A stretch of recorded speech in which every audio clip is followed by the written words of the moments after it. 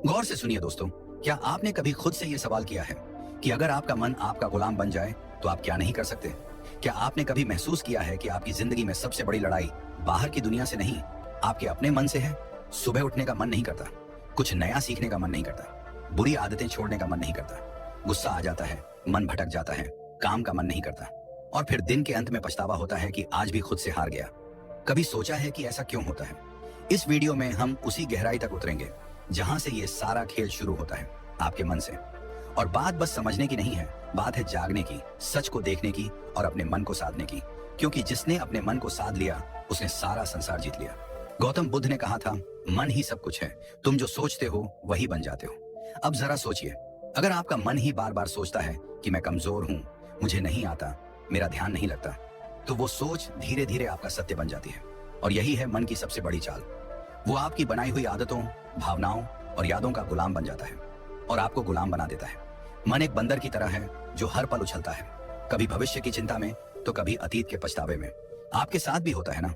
आप कुछ करने बैठते हैं और अचानक मन कोई पुरानी बात याद दिला देता है, कोई दुख, कोई गलती, कोई डर, और फिर आप वहीं अटक जाते हैं, कुछ करते ही नहीं। आपका शरीर वहीं बैठा होता है पर मन कहाँ होता है कोई नहीं जानता। अब जरा सोचिए, ये वही मन है जो आपको महान बना सकता है अगर आप इसे समझ लें, इसे दिशा दे दें। क्योंकि मन खुद नहीं जानता कि क्या अच्छा है क्या बुरा है, वो तो बस जिस चीज को आप बार बार दोहराते हो उसी को सच मान लेता है। अगर आप हर रोज खुद से कहते हो, मैं कुछ नहीं कर सकता, मेरा मन नहीं लगता, मेरी किस्मत खराब है, तो मन वही दोहराएगा, वही परोसता रहेगा और आप उसी में डूबते जाओगे। पर अब वक्त आ गया है कि आप इस मन को पहचानो, इसका व्यवहार समझो, इसकी चालाकी पकड़ो और इसे खुद के अधीन करो। मनोविज्ञान कहता है कि हमारे 95% निर्णय हमारे अवचेतन मन से लिए जाते हैं। यानी हम जो सोचते हैं, जो महसूस करते हैं, उसका बड़ा हिस्सा हमें पता भी नहीं चलता और फिर भी वही हमारे जीवन की दिशा तय करता है। यानी अगर आपने अपने मन को सही प्रशिक्षण नहीं दिया तो वो बिना आपकी मर्जी के आपको वहां ले जाएगा जहां आप कभी नहीं जाना चाहते थे। अब एक बात ध्यान से समझो, अगर आपका मन ही नियंत्रण में नहीं है तो दुनिया का कोई लक्ष्य, कोई रिश्ता, कोई सफलता आपको संतोष नहीं दे सकती। क्योंकि उस सब को जीने के लिए सबसे पहले जिस चीज की जरूरत है वो है मन की स्थिरता। आधुनिक विज्ञान भी यही कहता है, दिमाग की वायरिंग और फायरिंग, यानी आप जैसे सोचते हो वैसे ही आप बनने लगते हो। हर बार जब आप नकारात्मक सोचते हो, आपका दिमाग उसी सोच की आदत डाल लेता है और यही आपकी आइडेंटिटी बन जाती है। अब जरा रुकिए और सोचिए, क्या आप वाकई अपने मन के मालिक हैं या फिर आपका मन ही आपको चला रहा है? यही है वो सवाल जो इस वीडियो की शुरुआत है। क्योंकि जब तक आप इस सवाल का जवाब खुद नहीं ढूंढोगे तब तक कोई बाहरी ज्ञान, कोई मोटिवेशन, कोई तरीका काम नहीं करेगा। इस वीडियो में हम आपके सामने वो रहस्य खोलने वाले हैं जिसके बाद आप जानोगे कि मन को जीतना क्या होता है और कैसे हर आम इंसान अपने मन की शक्ति को जागृत कर सकता है। और याद रखिए, मन को जीतना कोई एक दिन का काम नहीं है, ये एक अभ्यास है, एक यात्रा है, एक युद्ध है जो हर दिन लड़ा जाता है। लेकिन अगर आप इस युद्ध को समझ लें तो जीत पक्की है। अब हम उस बिंदु पर पहुंच चुके हैं जहां से असली सफर शुरू होगा। इस सफर में हम जानेंगे मन को कंट्रोल करने की 5 सबसे शक्तिशाली विधियां जो न केवल आपके विचारों को बदलेंगी बल्कि आपके जीवन की दिशा ही मोड़ सकती हैं। तो बने रहिए इस वीडियो के साथ, क्योंकि अब जो आएगा वो सिर्फ जानकारी नहीं, जागृति है। पहली विधि, सकारात्मक आत्मवार्ता, पॉजिटिव सेल्फ टॉक। क्या आपने कभी अपने आप से कहा है, मुझसे नहीं होगा? स्विंगल, मैं हमेशा गलती करता हूं। जेरेनियम, मेरे बस की बात नहीं है। अगर हाँ, तो आज इस वीडियो को पूरा देखना आपके जीवन की दिशा को बदल सकता है। क्योंकि जिस व्यक्ति से आप सबसे ज्यादा बातें करते हैं वो कोई और नहीं, आप खुद हैं। और यही बातचीत आपके भविष्य की दिशा तय करती है। हमारा मन जो सोचता है वही हम बनते हैं। ये बात सिर्फ कोई मोटिवेशनल डायलॉग नहीं है, ये विज्ञान भी कहता है और ब्रह्मज्ञान भी। मन को कंट्रोल करने की पहली शक्तिशाली विधि है सकारात्मक आत्मवार्ता, यानी अपने आप से सकारात्मक बातें करना। ये कोई मामूली आदत नहीं, ये आपकी आत्मा से सीधा संवाद है। जब हम रोज खुद को नकारात्मक बातें कहते हैं, जैसे मैं कमजोर हूं, मेरे साथ ही ऐसा क्यों होता है, मुझे कुछ नहीं आता, तो हमारा अवचेतन मन, सबकॉन्शियस माइंड, उन बातों को सच मानने लगता है। फिर वही बातें हमारी आदत बन जाती हैं, हमारी सोच बन जाती है और धीरे धीरे हमारा भविष्य भी वैसा ही बनने लगता है।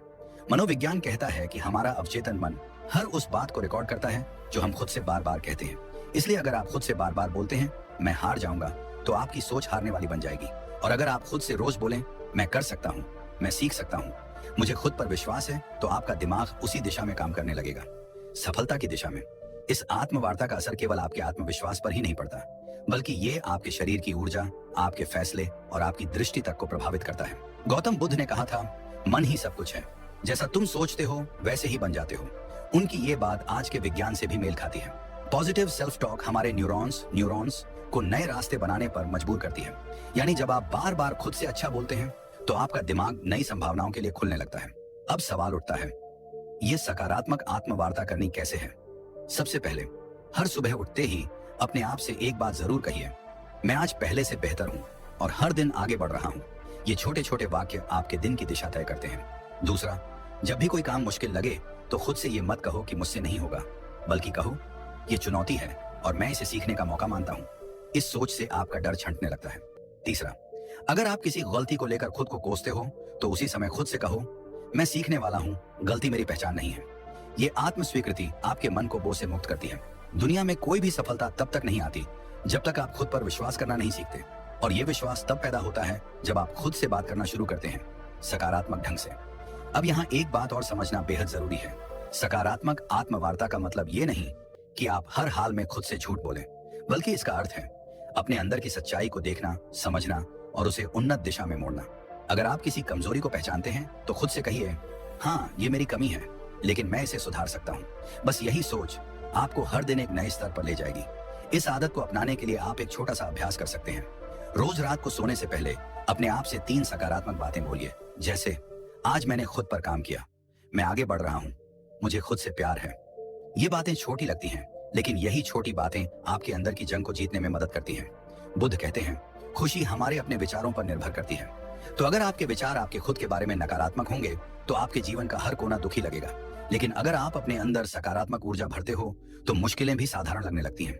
अब ध्यान दीजिए, यह तो सिर्फ पहली विधि थी, मन को नियंत्रित करने की शुरुआत। इस यात्रा में आगे और भी गहराई है, और अब हम प्रवेश करेंगे दूसरी विधि में, जो आपके मन को स्थिरता और गहराई प्रदान करेगी, ताकि आप न केवल सोचें सकारात्मक, बल्कि महसूस करें आत्मिक शक्ति। दूसरी विधि, लक्ष्य निर्धारण, गोल सेटिंग। क्या आपने कभी सोचा है कि मन भटकता क्यों है? क्यों हम अक्सर एक काम शुरू तो करते हैं लेकिन बीच में ही छोड़ देते हैं? क्यों हमारा मन कभी अतीत की यादों में उलझा रहता है तो कभी भविष्य की चिंता में खोया रहता है? इसके पीछे एक गहरी वजह है, अस्पष्टता। मन को दिशा तब मिलती है जब उसे पता हो कि उसे जाना कहाँ है, और जब यह दिशा नहीं होती तो मन बिल्कुल उस घोड़े की तरह होता है जो खुली जमीन में बेतहाशा दौड़ रहा हो, बिना किसी मंजिल के। इसलिए मन को नियंत्रित करने की दूसरी शक्तिशाली विधि है लक्ष्य निर्धारण। जी हाँ, स्पष्ट, यथार्थवादी और प्रेरणादायक लक्ष्य। जिस इंसान ने अपने जीवन का उद्देश्य तय कर लिया, उसका मन खुद ब खुद अनुशासित हो जाता है। गौतम बुद्ध ने एक बार कहा था, यदि कोई व्यक्ति एक बाण को निशाने पर चलाता है तो पहले वह जानता है कि निशाना कहाँ है। उसी प्रकार जीवन को सही दिशा में ले जाने के लिए मनुष्य को पहले अपने लक्ष्य को जानना चाहिए। यह बात सिर्फ बौद्ध दर्शन में नहीं, बल्कि आधुनिक मनोविज्ञान में भी साफ साफ कही जाती है। मनोवैज्ञानिक कहते हैं कि जब आप स्पष्ट लक्ष्य बनाते हैं तो आपका मस्तिष्क एक केंद्र बिंदु ढूंढ लेता है। यह केंद्र बिंदु दिमाग को एक ही दिशा में सोचने, योजना बनाने और मेहनत करने के लिए प्रेरित करता है। जिस तरह से जीपीएस लोकेशन डाले बिना रास्ता नहीं दिखाता, उसी तरह लक्ष्य के बिना आपका मन आपको कहीं नहीं ले जाएगा, या फिर किसी ऐसी जगह पहुंचा देगा जहां आप कभी जाना ही नहीं चाहते थे। यहाँ पर एक महत्वपूर्ण तथ्य आता है, रेटिकुलर एक्टिवेटिंग सिस्टम, RAS। ये हमारे मस्तिष्क का एक खास सिस्टम होता है जो हमें सिर्फ उन्हीं चीजों पर ध्यान देने देता है जो हमारे लक्ष्य से जुड़ी होती हैं। उदाहरण के लिए, अगर आप सोचते हैं कि मुझे एक लेखक बनना है, तो अचानक आपको किताबें, लेखन से जुड़ी जानकारी और अवसर खुद ही दिखने लगते हैं। ये कोई जादू नहीं है, ये आपका लक्ष्य और दिमाग का आपसी तालमेल है। अब सवाल ये है, लक्ष्य कैसा होना चाहिए? कई बार लोग बहुत बड़े बड़े लक्ष्य बना लेते हैं, लेकिन वो इतने धुंधले और अनियोजित होते हैं कि दिमाग उन्हें समझ ही नहीं पाता। इसलिए पहला कदम है अपने लक्ष्य को स्पष्ट और यथार्थवादी बनाना। उदाहरण के लिए, अगर आप कहते हैं मुझे सफल बनना है, तो यह बहुत ही धुंधला लक्ष्य है। लेकिन अगर आप कहते हैं मुझे अगले 6 महीनों में एक किताब लिखनी है, या मुझे 1 साल में एक छोटा बिजनेस शुरू करना है, तो आपका दिमाग उस लक्ष्य को पकड़ पाता है। यहाँ एक और बात समझना जरूरी है, लक्ष्य केवल मस्तिष्क को दिशा ही नहीं देता, बल्कि भावनात्मक ऊर्जा भी प्रदान करता है। जब हम एक लक्ष्य बनाते हैं और उसे पाने की कल्पना करते हैं, तो हमारे दिमाग में डोपामिन नामक रसायन रिलीज होता है। यह रसायन हमें खुशी, प्रेरणा और एक सकारात्मक ऊर्जा देता है। यानी लक्ष्य केवल मन को रोकता नहीं, बल्कि उसे चलने की सही प्रेरणा भी देता है। अब एक और सवाल उठता है, क्या एक लक्ष्य ही काफी है? तो इसका उत्तर है नहीं। लक्ष्य का विभाजन होना चाहिए, दीर्घकालिक लॉन्ग टर्म, मध्यकालिक मिड टर्म और लघुकालिक शॉर्ट टर्म। क्योंकि जब हम एक बहुत दूर का लक्ष्य बनाते हैं और उसके बीच कोई पड़ाव नहीं रखते, तो हमारा मन थक जाता है और कहता है अभी तो बहुत दूर है, फिर कभी शुरू करेंगे। इसलिए छोटे छोटे पड़ाव होना जरूरी है, ताकि मन को हर पड़ाव पर एक संतुष्टि और प्रगति की भावना मिलती रहे। आप जब एक लक्ष्य तय करते हैं और उस पर काम करना शुरू करते हैं, तो आपका मन विकर्षणों को खुद ही ठुकराने लगता है। जैसे ही आपका ध्यान भटकता है, दिमाग आपको याद दिलाता है, हमारा लक्ष्य अभी अधूरा है, और यहीं से शुरू होता है मन पर नियंत्रण। अब सोचिए, एक मन जिसने खुद को एक दिशा में बांध लिया है, वो कितनी शक्ति उत्पन्न कर सकता है। आपने देखा होगा, जब आप किसी जरूरी काम में पूरे मन से लगे होते हैं, तो आपको भूख, प्यास, थकावट कुछ भी महसूस नहीं होता। क्यों? क्योंकि लक्ष्य ने आपके मन को पूर्ण रूप से फोकस कर दिया है। यही शक्ति अगर हर दिन की आदत बन जाए, तो आपका जीवन वो रूप ले सकता है जिसकी कल्पना आपने कभी सिर्फ सपनों में की थी। आज के समय में सबसे बड़ी बीमारी क्या है? ओवर थिंकिंग, एंग्जाइटी, डिस्ट्रैक्शन, और इन सब का इलाज है लक्ष्य। लक्ष्य तय कर लीजिए और फिर देखिए आपका मन कैसे स्वतः अनुशासित होने लगता है। वो हर चीज जो आपका समय बर्बाद कर रही है, वो बेकार लगने लगेगी। मन बार बार आपको खींचकर आपके लक्ष्य की तरफ ले जाएगा। ये कोई चमत्कार नहीं, ये मन की दिशा बदलने की तकनीक है। अब जरा ये विचार कीजिए, अगर एक छोटा सा चुंबक लोहे की सुई को खींच सकता है, तो एक स्पष्ट और सशक्त लक्ष्य आपके मन को कितना खींच सकता है? मन जो अभी तक इधर उधर भागता फिर रहा था, वह धीरे धीरे उस चुंबक यानी लक्ष्य की ओर आकर्षित होने लगेगा। गौतम बुद्ध ने कहा था, मन अत्यंत चंचल है, लेकिन यदि उसे साध लिया जाए तो वह आपके सबसे बड़े शत्रु को भी मित्र बना सकता है। इस साधना का पहला चरण था आत्मवार्ता और दूसरा लक्ष्य निर्धारण। ये दोनों विधियां मिलकर आपके मन को भीतर से पुनः प्रशिक्षित करती हैं। ये उसे एक नए रास्ते पर चलाना सिखाती हैं, जहां दिशा है, उत्साह है और स्पष्टता है।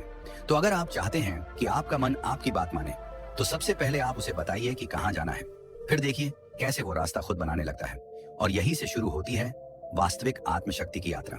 दोस्तों, क्या आप जानते हैं कि हमारा मन सबसे अधिक बेचैन तब होता है जब हमारे पास समय की कोई योजना नहीं होती, जब हम हर काम को टालते जाते हैं, जब दिन रात सिर्फ भाग दौड़ बनकर रह जाते हैं, लेकिन फिर भी मन शांति को नहीं छू पाता। तब असल में दिक्कत समय की नहीं होती, बल्कि उस समय के प्रबंधन की होती है। और यहीं से शुरू होती है मन को काबू में रखने की तीसरी शक्तिशाली विधि, समय प्रबंधन। आज हम जिस दुनिया में जी रहे हैं, वहां व्यस्त रहना एक ट्रेंड बन गया है, लेकिन व्यस्त होना और व्यस्तता का प्रबंधन कर पाना, ये दोनों एक जैसी चीजें नहीं है। अगर आप दिन भर बहुत कुछ करते रहते हैं, लेकिन अंत में थक कर गिर पड़ते हैं और खुद से ही नाराज रहते हैं, तो यकीन मानिए आप समय को नहीं चला रहे, समय आपको चला रहा है। और जब समय हमें चलाने लगे, तो मन खुद ब खुद बेचैन, चिंतित और थका हुआ महसूस करता है। हमारा मस्तिष्क तब सबसे अच्छा काम करता है जब वह जानता है कि अगला कदम क्या है। मन को दिशा चाहिए, स्पष्टता चाहिए, और वह स्पष्टता आती है अच्छे समय प्रबंधन से। जब आप हर काम के लिए एक उचित समय निर्धारित कर देते हैं, जब आप जानते हैं कि किस काम को कब करना है, तो आपका मन खुद ब खुद शांत रहता है, क्योंकि उसे पता है अब कुछ भी अनियंत्रित नहीं है। समय प्रबंधन केवल घड़ी की सुइयों को देखने का नाम नहीं है। ये एक विज्ञान है, एक कला है, और साथ ही एक साधना है। अगर आपने इसे साध लिया, तो आप केवल अपने दिन को नहीं, अपने जीवन को, अपने भाग्य को और अपने मन को भी साध लेंगे।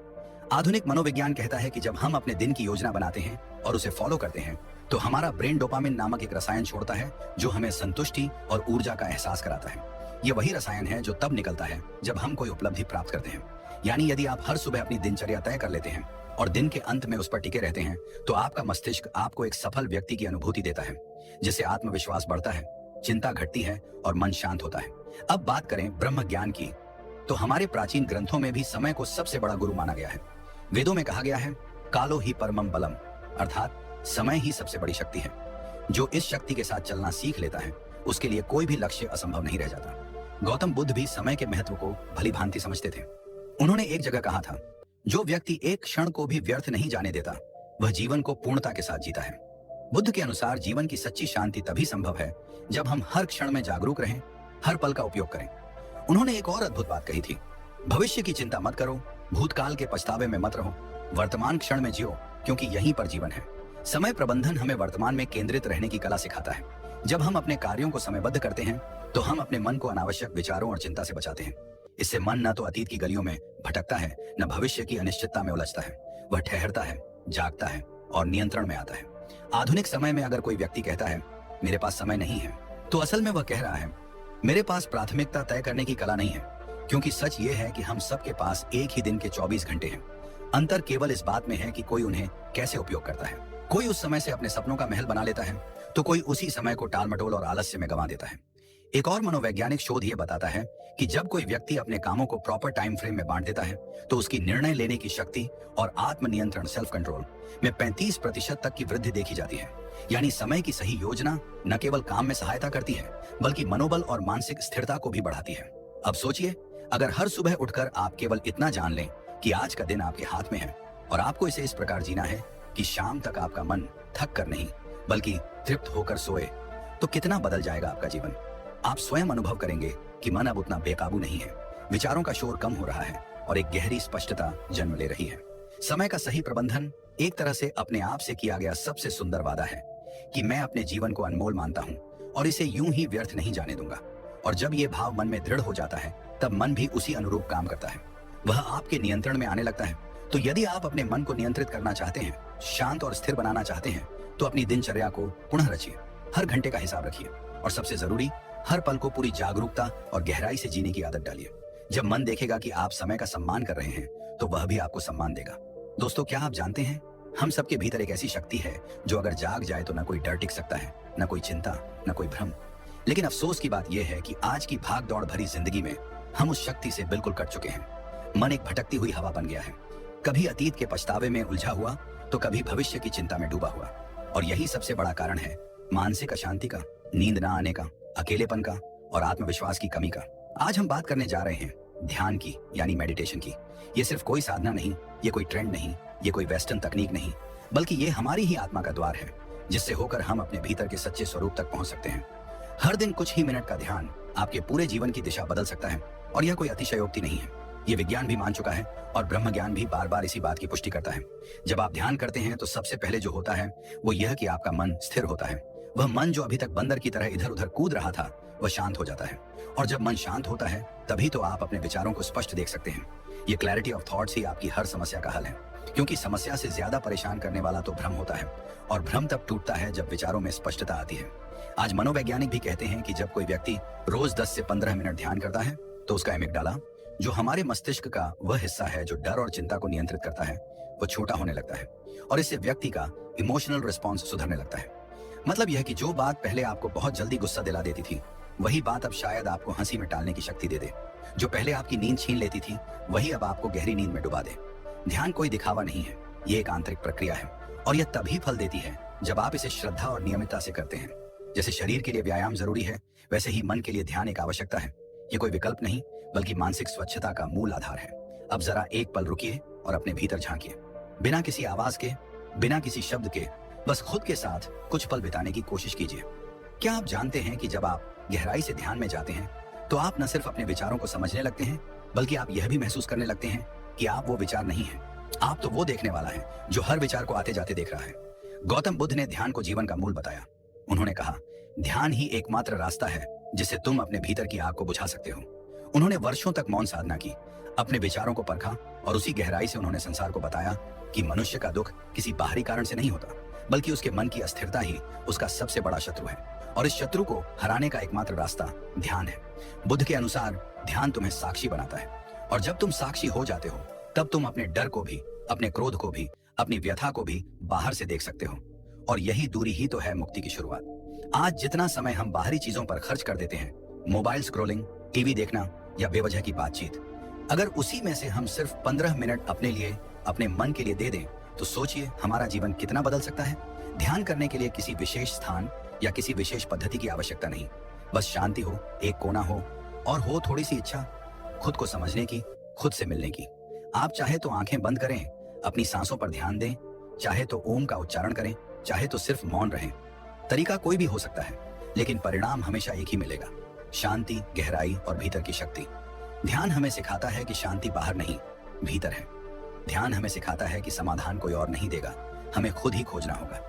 ध्यान हमें सिखाता है कि जब तक तुम अपने मन पर नियंत्रण नहीं करते तब तक कोई भी चीज तुम्हें पूरी तरह संतुष्टि नहीं दे सकती, न दौलत, न रिश्ते, न सफलता। और अंत में एक बात जो सबसे जरूरी है, ध्यान कोई एक बार का प्रयोग नहीं है, यह एक निरंतर यात्रा है। जैसे जैसे आप इस यात्रा में आगे बढ़ेंगे वैसे वैसे आप खुद को उस रूप में जानने लगेंगे जो आप वास्तव में हैं। आप पाएंगे कि आप सिर्फ एक शरीर नहीं, एक नाम नहीं, एक पहचान नहीं, बल्कि आप शुद्ध चेतना है, शुद्ध शक्ति है। और जब यह बोध हो जाता है तब मन पर नियंत्रण कोई कठिन कार्य नहीं लगता। तब चिंता मिट जाती है, तब डर भाग जाता है, तब भीतर से आवाज आती है, अब तो मुक्त है। और ठीक यहीं से हमारी अगली विधि की शुरुआत होती है जो इस शुद्ध चेतना को और अधिक गहराई से पहचानने की ओर हमें ले जाएगी। जब जीवन की आपाधापी हमें थका देती है, जब विचारों का शोर इतना बढ़ जाता है कि अपने ही मन की आवाज सुनना मुश्किल हो जाता है, तब हम अक्सर मानसिक शांति की तलाश में भटकते हैं। हर कोई यही सोचता है, कैसे अपने मन को काबू में लाया जाए, कैसे इस बेचैनी से बाहर निकला जाए, कैसे अपने जीवन को फिर से संतुलित किया जाए। आज हम बात कर रहे हैं उसी खोज के अंतिम पड़ाव की, मन को कंट्रोल करने की 5 शक्तिशाली विधियों में से 5वीं विधि की, जो दिखने में सरल है लेकिन इसके पीछे छुपी है अनंत शक्ति। यह विधि है शारीरिक व्यायाम, यानी रेगुलर फिजिकल एक्सरसाइज। अब आप सोचेंगे कि इसमें ऐसा क्या खास है, क्या वाकई शारीरिक व्यायाम से मन शांत हो सकता है? तो चलिए आज हम इस पर गहराई से बात करते हैं, सिर्फ शब्दों से नहीं बल्कि विज्ञान, प्राचीन ज्ञान और अनुभव से जुड़े तथ्यों के आधार पर। सबसे पहले यह समझिए कि हमारे मन और शरीर का रिश्ता कितना गहरा है। जब शरीर में कोई बदलाव होता है तो उसका सीधा असर मन पर पड़ता है, और जब मन में कुछ चलता है तो शरीर भी उसका असर झेलता है। इसीलिए अगर आप अपने मन को नियंत्रित करना चाहते हैं तो शरीर को अनदेखा नहीं कर सकते। आधुनिक विज्ञान कहता है कि जब हम व्यायाम करते हैं, चाहे वो तेज चलना हो, योग हो, दौड़ना हो या कोई खेल, तो हमारा मस्तिष्क एंडोर्फिन्स नामक रसायन छोड़ता है, जिसे फील गुड हार्मोन्स कहा जाता है। ये वही रसायन है जो हमें सुकून देता है, तनाव को कम करता है और मन को स्थिर करता है।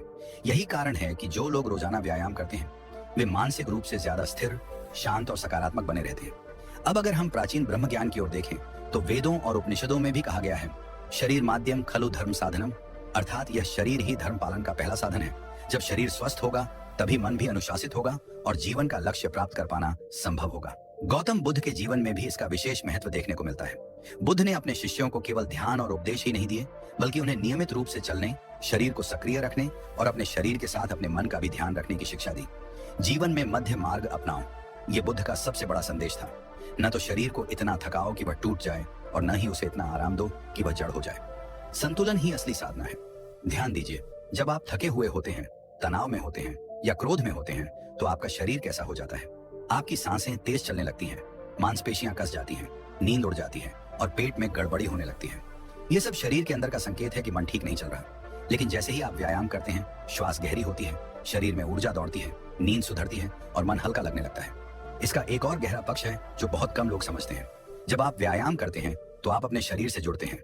उस क्षण आप वर्तमान में होते हैं, अभी और यही है being in the present moment, जो कि ध्यान का सबसे मूल सिद्धांत है। और जब आप इस तरह से हर दिन अपने शरीर के साथ उपस्थित रहते हैं तो धीरे धीरे आपका मन भी आपके नियंत्रण में आना शुरू करता है। व्यायाम का मतलब सिर्फ जिम जाना या भारी वजन उठाना नहीं है।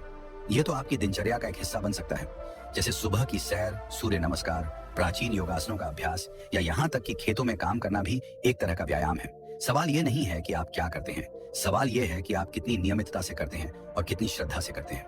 और एक बात हमेशा याद रखें, जब आप अपने शरीर को रोज सुधारते हैं तो आप अनजाने में अपने मन को भी मन को नियंत्रित करना कोई एक दिन का काम नहीं है। ये एक यात्रा है, आत्मज्ञान की, अनुशासन की और अपने भीतर की शक्ति को पहचानने की। जब आप अपने मन को समझना शुरू करते हैं, उसे दिशा देना सीखते हैं, तो आप खुद महसूस करेंगे कि जीवन में कितनी शांति, स्पष्टता और ऊर्जा आ गई है। आज से ही छोटी शुरुआत करें, ध्यान करें, अपनी सांसों पर ध्यान दें, अपने विचारों को देखें और हर दिन खुद से जुड़ने का प्रयास करें। 1 दिन, 2 दिन, 1 हफ्ता और धीरे धीरे आप अपने भीतर के उस मौन को महसूस करेंगे जो अब तक बाहर की दुनिया के शोर में खो गया था। और याद रखिए, मन पर विजय ही जीवन की सबसे बड़ी जीत होती है। अगर आपको यह वीडियो पसंद आया हो, अगर आपको इससे कुछ सीखने को मिला हो, अगर इन बातों ने आपके मन को छुआ हो, तो कृपया इस वीडियो को लाइक करें, अपने दोस्तों और परिवार के साथ शेयर करें और हमारे YouTube चैनल को सब्सक्राइब करें। आपका एक एक सब्सक्राइब हमें प्रेरणा देता है कि हम आपके लिए और भी गहरा और भी सार्थक ज्ञान लेकर आए। हमारा उद्देश्य सिर्फ वीडियो बनाना नहीं, बल्कि आपके जीवन में एक सकारात्मक बदलाव लाना है। तो जुड़िए हमारे साथ इस आत्म विकास की यात्रा में, क्योंकि आने वाले वीडियो में हम बात करेंगे एक ऐसे विषय पर जो आपके जीवन के हर कोने को रोशन कर सकता है। धन्यवाद। शांत रहिए, जागरूक रहिए और अपने भीतर की शक्ति को पहचानते रहिए।